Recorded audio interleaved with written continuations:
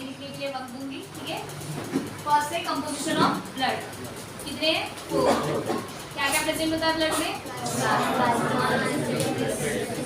RBC को other नाम क्या है? इरिथ्रोसाइट, डब्ल्यूबीसी को ल्यूकोसाइट और प्लेटलेट्स को थ्रोम्बोसाइट्स, ठीक है।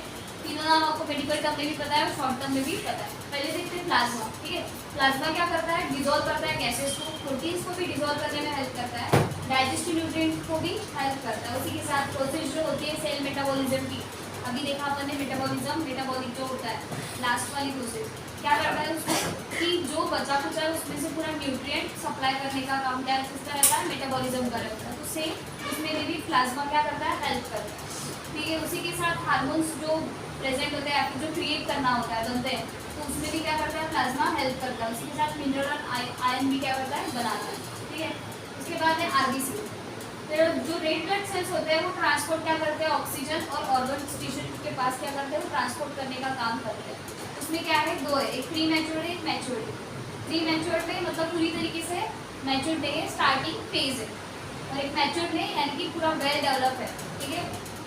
तो उसमें अगर जैसे O2 प्लस हीमोग्लोबिन अगर मिक्स होता है तो उसको ऑक्सी हीमोग्लोबिन बोला जाता है। इसी के साथ कार्बन डाइऑक्साइड और हीमोग्लोबिन अगर होता है तो कार्बो हीमोग्लोबिन बोला जाता है। और अगर सिंपल CO होता है, अगर डबल इसमें नहीं होगा CO2, तो 2 मॉलिक्यूल से ऑक्सीजन के बराबर है, तो उसके हिसाब से उसको कार्बो नाइनो हीमोग्लोबिन बोला गया है। लेकिन अगर CO है, ओनली 1 मॉलिक्यूल है ऑक्सीजन का विद हीमोग्लोबिन, तो उसको कार्बोक्सिल हीमोग्लोबिन बोला जाता है। ये सारे जो है आरबीसी में अलग तरीके से प्रेजेंट है। जैसे कि किसी को कुछ अगर इंटरनली ऑर्गन्स में अगर प्रेजेंट है, तो अगर ब्लड, देखो ब्लड बोलते हैं कि ब्लड प्योर नहीं है आपका, इम्प्योर है, जिसकी वजह से आपको स्किन से रिलेटेड एलर्जीज हो रही है। तो उसमें क्या होता है? अगर ये अगर रहा CO मतलब ऑक्सीजन ज़्यादा प्रमाण में नहीं है, 1 ही मॉलिक्यूल्स प्रेजेंट है, अगर वो ज़्यादा प्रमाण में क्या हो रहा है? बढ़ रहे हैं बॉडी में, तो आपको स्किन से रिलेटेड प्रॉब्लम हो सकते हैं, जैसे कि वाइट पैचेस आना, ठीक है। स्किन के ऊपर अदर चीज़ें भी मैटर करेगी, लेकिन एज अ ब्लड के हिसाब से पढ़ रहे हैं तो ज़्यादा कंफ्यूजन नहीं करते, ठीक है। तो रिलेटेड उसी से पढ़ेंगे, ठीक है। इसको उस तरीके से किया जाता है, मतलब और भी डिफरेंट आरबीसी में क्या है? 3 टाइप्स होते हैं, ठीक है। फिर एक WBC, वो क्या करता है? Fight against the infection. उसी में 2 टाइप, ग्रैन्युलोसाइट और अग्रैन्युलोसाइट, ठीक है। तो ग्रैन्युलोसाइट में कितने हैं? 3 है, बोसोफिल्स, इसोफिल्स एंड न्यूट्रोफिल, ठीक है। तो बोसोफिल क्या करता है? प्रोड्यूस करता है हेपाराइन और हेपाटाइट, ये 2 सेल्स है जो प्रेजेंट करते हैं। उसमें से देखते हैं कि हेपाराइन क्या करता है। हेपाराइन क्या करता है कि जो मेंटेन करता है हेल्थ, जो ब्लड फ्लो होता है उसका फ्लो जो है वो एक ही स्पीड से और मेंटेन करने का काम किसका रहता है? हेपाराइन का रहता है, इसलिए वो प्रेजेंट करता है। हेपाटाइन क्या करता है? इन्वॉल्व करता है इन्फ्लामेशन में। इन्फ्लामेशन मतलब स्वेलिंग में इन्वॉल्वमेंट रहता है इसका, मतलब हेपेटिन जहाँ पे स्वेलिंग रहेगी वहाँ पे हेपेटिन का प्रेजेंट रहेगा, ठीक है। फिर उसके बाद है इज़ोनोफिल, ये एलर्जी को रिस्पॉन्स करता है, मतलब कोई भी एलर्जी हो, फूड से रिलेटेड, वाटर से रिलेटेड, चाहे वेदर से रिलेटेड किसी को एलर्जी हो, चाहे कोई और स्किन सेंसिटिव होती है किसी से, स्किन रिलेटेड अगर किसी को एलर्जी है तो उससे रिलेटेड क्या करेगा? इज़ोनोफिल वहाँ पे प्रेजेंट रहेगा, मतलब वो रिस्पॉन्स करेगा, ठीक है। फिर है न्यूट्रोफिल, जो प्रेजेंट करता है फैगोसाइट्स। फैगोसाइट्स क्या करता है? डिस्ट्रॉय करने का काम करता है, जो भी हार्मफुल पैथोजेंस होते हैं बॉडी में उसको डिस्ट्रॉय करने का काम करता है फैगोसाइट्स, ठीक है। इसके बाद है अग्रैन्युलोसाइट में आता है मोनोसाइट और लिम्फोसाइट। मोनोसाइट प्रेजेंट करता है फैगोसाइटोसिस। देखो एक फैगोसाइट जो है वो अलग चीज़ है, फैगोसाइटोसिस अलग चीज़, ठीक है। दोनों में डिफरेंस है। ये क्या करता है? सेल को एंगल्फ करता है इंटरमीडिएट पार्टिकल्स, मतलब उसको ब्रेक डाउन करके और भी टाइनी पार्टिकल्स में क्या करता है? ब्रेक डाउन करने का काम क्या करता है? फैगोसाइटोसिस करता है। फिर ये लिम्फोसाइट क्या करता है? प्रोड्यूस करता है एंटीबॉडीज। एंटीबॉडीज मतलब जो अगेंस्ट फाइट करती है इन्फेक्शन, बैक्टीरिया जो भी है बॉडी की इंटरनली उससे रिलेटेड फाइट करने का काम करता है। अभी जो प्लेटलेट्स होते हैं वो इन्वॉल्व होती है ब्लड क्लॉट्स में, ठीक है। ब्लड क्लॉटिंग मतलब जैसे किसी को लग गया या फिर किसी का जो पैर है वो ट्विस्ट हो गया या फिर हार्ट ट्विस्ट हो गया, तो वहाँ पे क्या होता है? क्लॉटिंग होती है। तो ये क्लॉटिंग का सबसे ज़्यादा मेन ये प्लेटलेट्स रहता है, जो ब्लड से रिलेटेड होता है वो प्लेटलेट्स ही करता है क्लॉटिंग का काम, अदर कोई नहीं करेगा। आरबीसी भी नहीं करता, WBC भी नहीं करता, सिर्फ प्लेटलेट ही ये है चीज़ जो अगर बाउंड लगता है, मतलब कट हो जाता है, बाहर निकलने का काम भी जो रहता है वो प्लेटलेट्स ही ज़्यादा प्रमाण में निकलता है। और उसी के साथ अगर ब्लड डायरेक्ट क्लॉटिंग है तो वो काम सिर्फ प्लेटलेट्स का है, ठीक है, क्योंकि जो फ्लो होती है, जो नर्व्स होती है, उसमें से निकलते सिर्फ प्लेटलेट्स ही है। फिर एक जगह जाके क्या होता है, वो क्लॉट हो जाता है, मतलब जमा हो जाते हैं, जिसकी वजह से क्लॉटिंग होता है, ठीक है। ये है ब्लड चैप्टर, उससे related simple and sweet short में। ये ब्लड चैप्टर यहीं पे खत्म होता है। समझ गए? किसी को कुछ डाउट है इससे रिलेटेड तो आप पूछ सकते हैं। पूछ रहे हैं किसी को कुछ?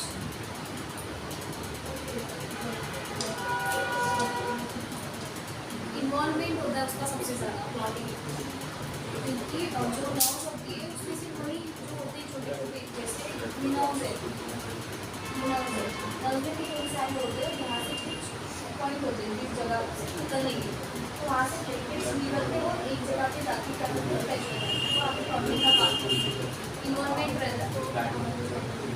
हाँ, वो वाला काम नहीं करता, ठीक है। आगे बढ़े, हो गया सबका? लिखिए।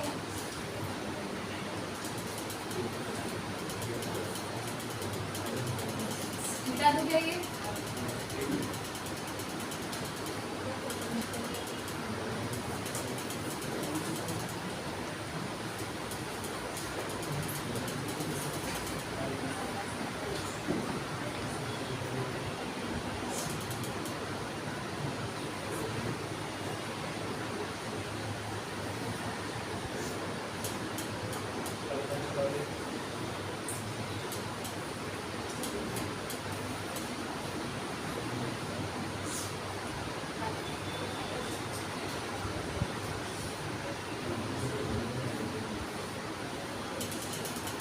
स्पेशली डीएमएलटी वाले याद रखें इसको, आपका काम ही नहीं है।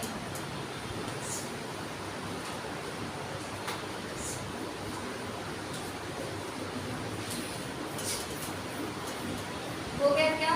आगे बढ़े डाइजेस्टिव सिस्टम की तरफ। डाइजेस्टिव सिस्टम मतलब क्या?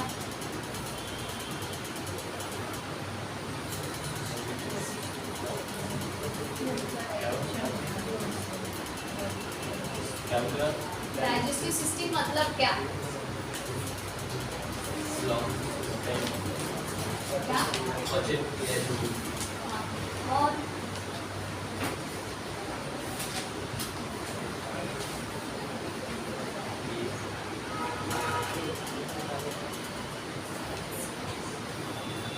चलो बढ़ते हैं आगे। देखो डाइजेस्टिव सिस्टम में होते हैं फूड ट्रांसफर, जो मेन रूल रहता है उनको ट्रांसफर रहता है डाइजेस्टिव सिस्टम को, जो आज अपन ने कंप्लीट किया वही है।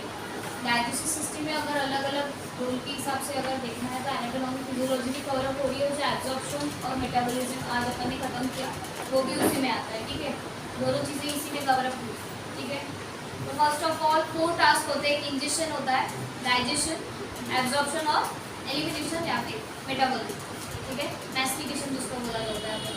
तो इंजेक्शन में क्या होता है, जो एक्सटर्नली जो रहता है, मतलब जो माउथ के थ्रू अपन एक्सटर्नली फाइट करते हैं और उसको टाइनी पार्टिकल्स में इन्वॉल्व करते हैं, ठीक है।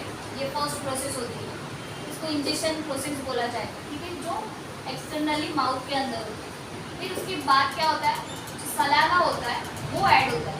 सलावा ऐड होने के बाद उसके और माइक्रो पार्टिकल्स होने शुरू हो जाते हैं, जो इजीली क्या होता है, पास आउट होने में हेल्प होती है, क्योंकि स्वेलिंग हो जाएगी, सॉफ्टली क्या हो जाएगा, वो हार्ट कोई सब्सटेंसेज जो अगर आप हार्ट की खा रहे हो तो वो चीज़ क्या हो जाएगी, मेल्टेड होके सॉफ्ट हो जाएगी और एक स्वेलिंग बॉल बन जाएगा, ठीक है।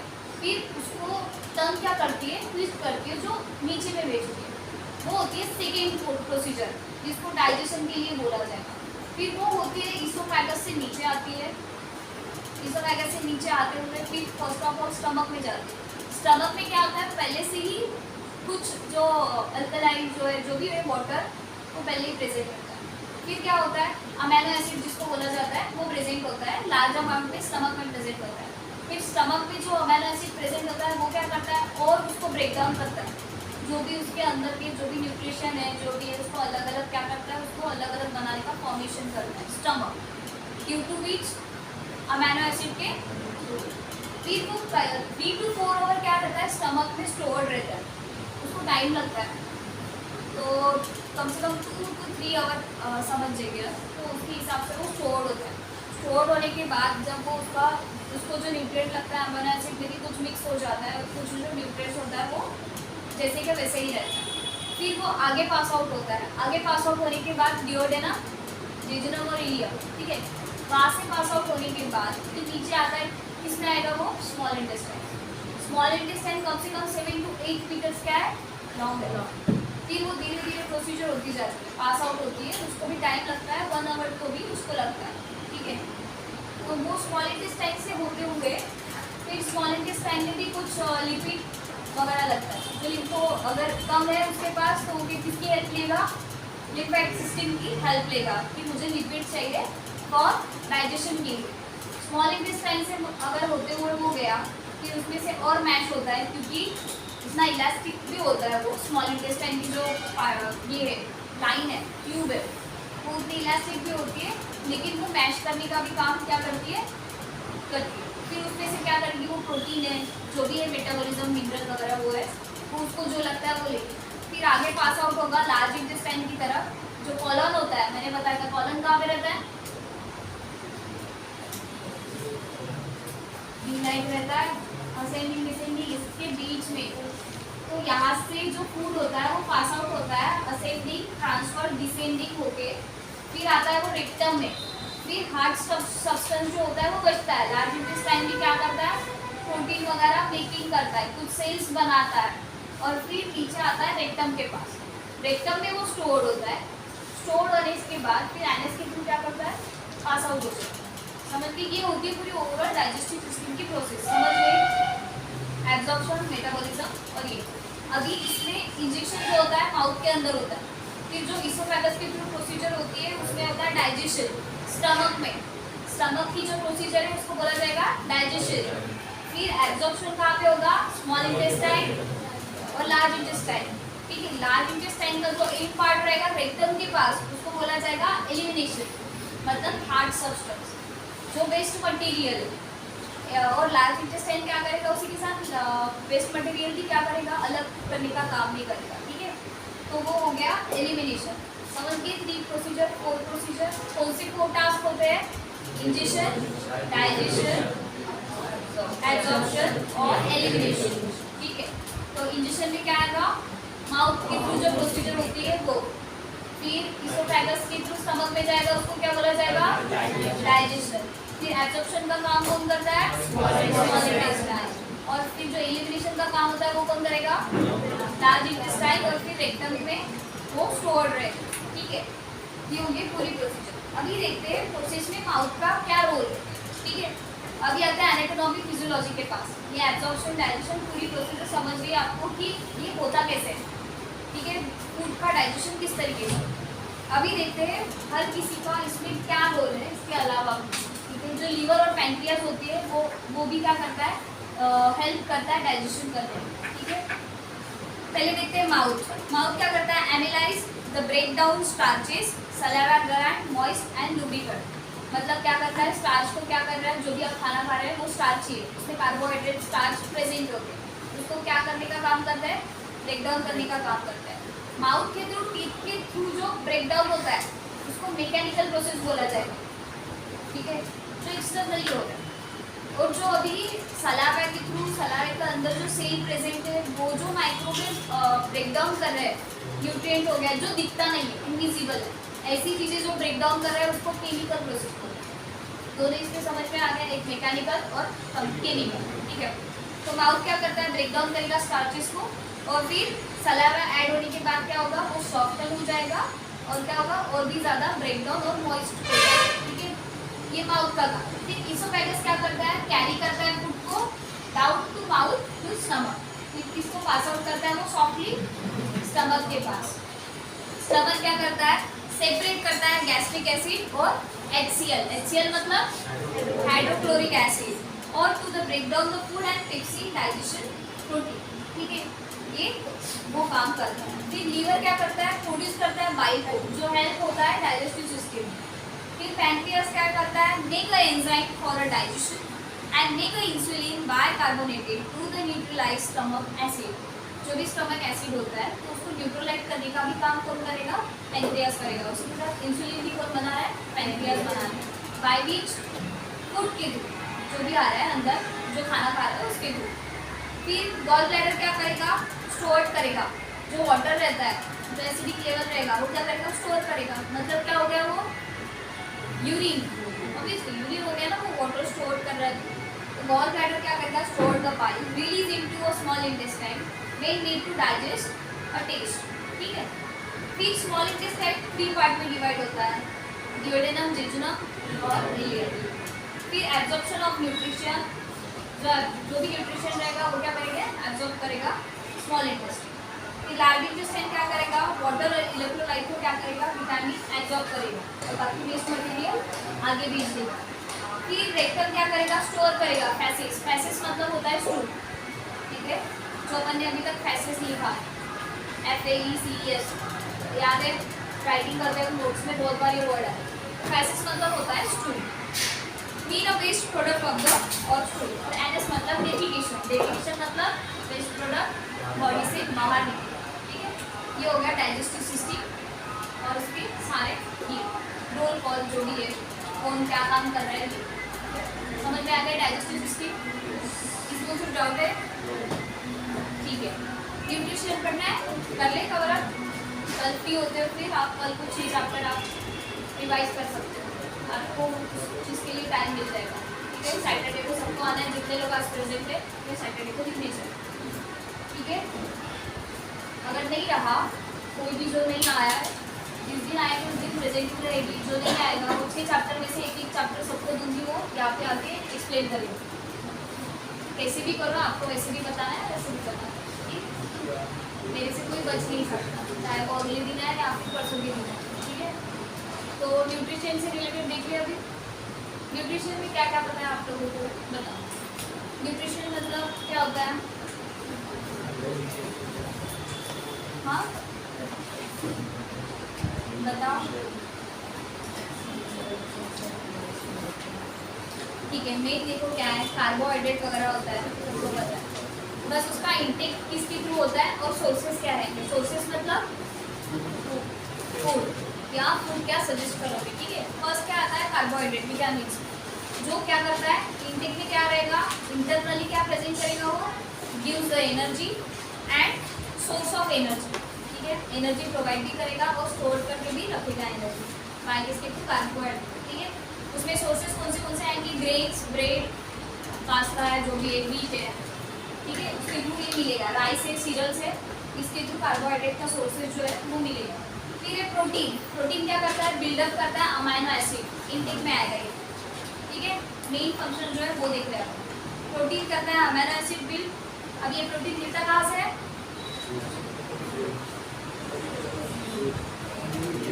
और डेयरी प्रोडक्ट्स, बराबर है, पनीर हो गया, जो भी है मिल्क प्रोडक्ट में सब कुछ आ गया उसी से रिलेटेड, तो इससे मिलेगा प्रोटीन। फिर फैट्स और लिपिड है, ये क्या करता है, वेट को गेन भी करता है, उसी के साथ ये स्टोर करता है एनर्जी को। कुछ फैट होते हैं, फैट में 2 टाइप होते हैं, एक लिपोप्रोटीन फैट होता है और एक जनरल फैट। लिपोप्रोटीन फैट जो होता है वो दिखता है, जो मोटापा जिन लोगों को ज़्यादा रहता है ना, उनको अगर हाथ लगाओ तो यहाँ पे कुछ गाय के समान पूरा लगता है, उसको लिपोप्रोटीन फैट बोला जाता है। और एक सिंपल फैट जो होता है वो सॉफ्ट रहता है, उसमें कोई हार्ड स्ट्रक्चर नहीं फील होता, ठीक है। तो ये जो फैट है और लिपिड्स है, ये गेन करता है वेट और फैट्स को भी।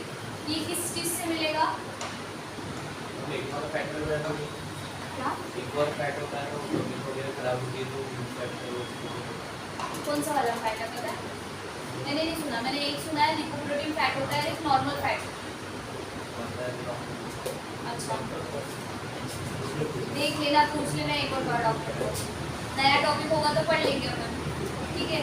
सोर्सेस कहाँ से आते हैं, देखो वेजिटेबल्स है, ऑयल्स है, बटर है, मीट है, एग है, मिल्क है और नट्स, और बाकी भी है फैट्स अदर्स से भी मिलता है, मैदा हो गया उससे भी मिलता है। फिर कैल्शियम, कैल्शियम क्या करता है, बोन्स और टीथ को क्या करता है, स्ट्रॉन्ग बनाता है। ये किस चीज़ से मिलेगा कैल्शियम, ग्रीन लीफी वेजिटेबल, पालक हो गया, बराबर है, उससे मिलता है ज़्यादा। लेकिन किडनी स्टोन अगर किसी को है तो उसको क्या कहते हैं, पालक और बैगन जो होता है वो खाने के लिए मना कर दिया जाता है क्योंकि उसमें ज़्यादा कैल्शियम होता है, ठीक है।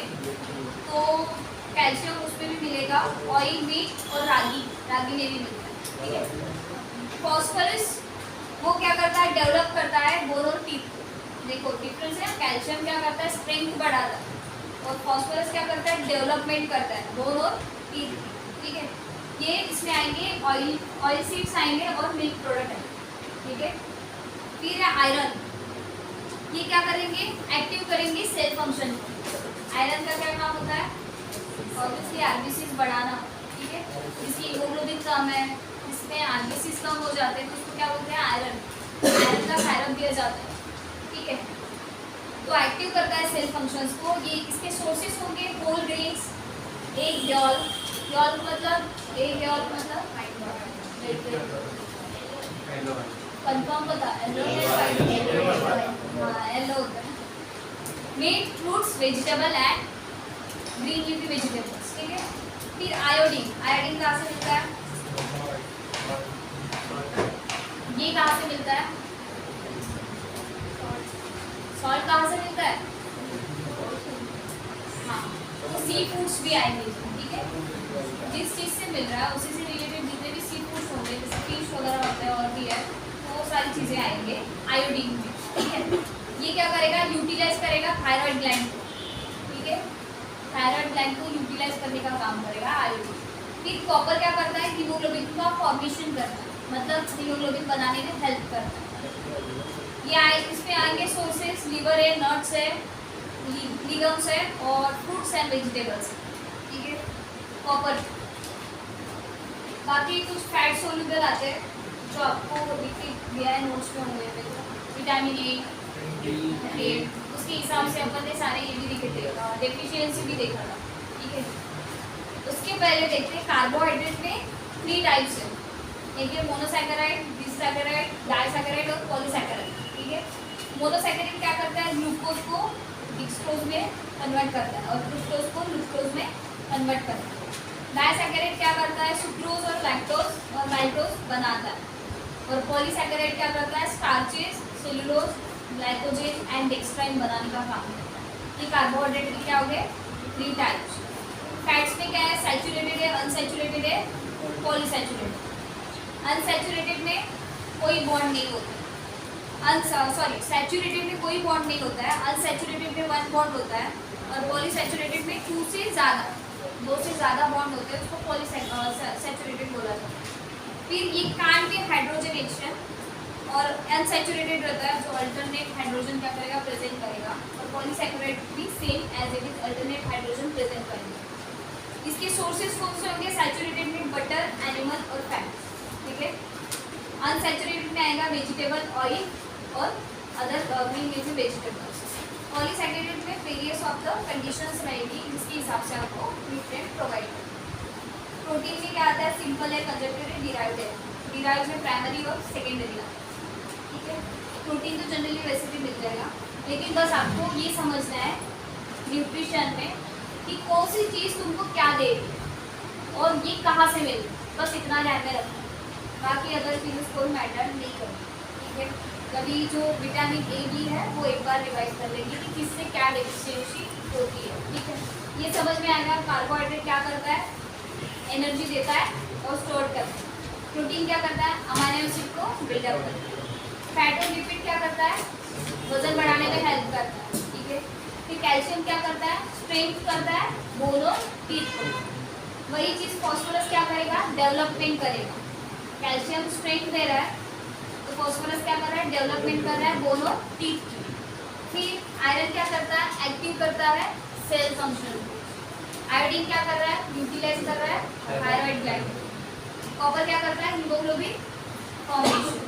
अभी आयरन और कॉपर का कॉम्बिनेशन आप किसको दे सकते हैं, हीमोग्लोबिन जिसको कमी है और जिसमें आरबीसीज कम हो चुके हैं उन लोगों को क्या बोल सकते हैं आप, आयरन और कॉपर लीजिएगा। ये हो गया आपका न्यूट्रिशन का फॉर्मेशन कि जिसको जो कमी है उसके लिए आपको क्या देना, ठीक है। अभी आते हैं जो डिफिशियंसी है विटामिन के हिसाब से वो देखते।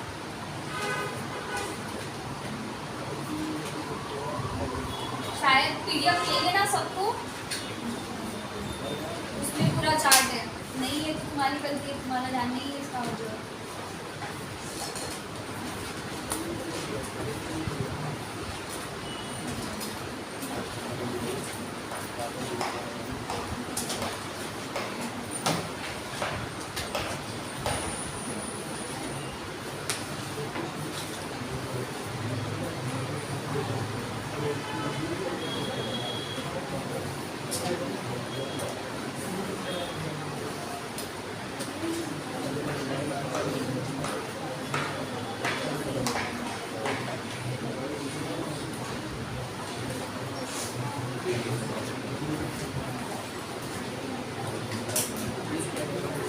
विटामिन ई क्या करता है?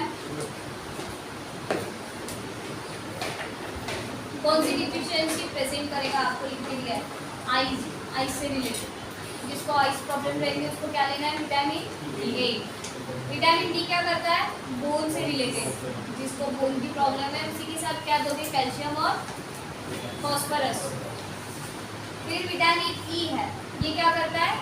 स्टेरिलिटी इन एराइड्स है, नॉर्मल जो होता है वो प्रेजेंट करेगा। स्पिनच में व्हीट सीड्स है उसमें प्रेजेंट करेगा। विटामिन क्या करता है? स्पेशली ब्लड से रिलेटेड डिफिशियंसी रहेगी तो उसमें। तो विटामिन के साथ आप क्या दोगे? आयरन और कॉपर। क्योंकि क्या कर रहा है? आयरन क्या करता है? आयरन क्या करता है? ब्लड फंक्शन से को क्या करता है? यूटिलाइज करता है। फिर जो ये होता है कॉपर क्या कर रहा है? फॉर्मेशन कर रहा है किस चीज़ का? हीमोग्लोबिन का। तो विटामिन के साथ ब्लड डिफिशियंसी जितने आएंगे, जैसे लीवर डैमेज हो गया, क्लॉटिंग हो गया, क्लॉटिंग का काम कौन करता है? प्लेटलेट्स, ठीक है, उससे रिलेटेड हो गया तो विटामिन के, आयरन और कॉपर।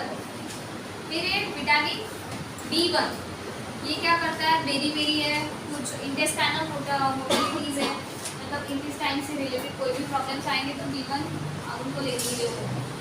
विटामिन B2 क्या करता है?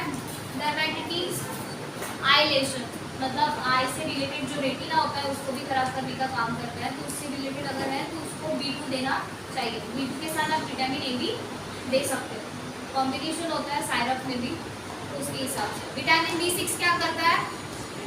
नर्वसनेस से इरिटेट है और एजोनमिया है। एजोनमिया मतलब स्लीप डिसऑर्डर, तो उसके लिए क्या करना पड़ेगा? B6 देना है। फिर B12 क्या करता है? बोन को ऑयल देने का काम करता है, विटामिन B12। तो उसके लिए आप क्या करोगे? उसमें उसी के साथ पेरिफेरल न्यूरोपैथी होती है। पेरिफेरल न्यूरोपैथी यानी कि न्यूरो रिलेटेड प्रॉब्लम हो सकते हैं, जैसे कि कुछ चीज़ें भूल जाना या फिर किसी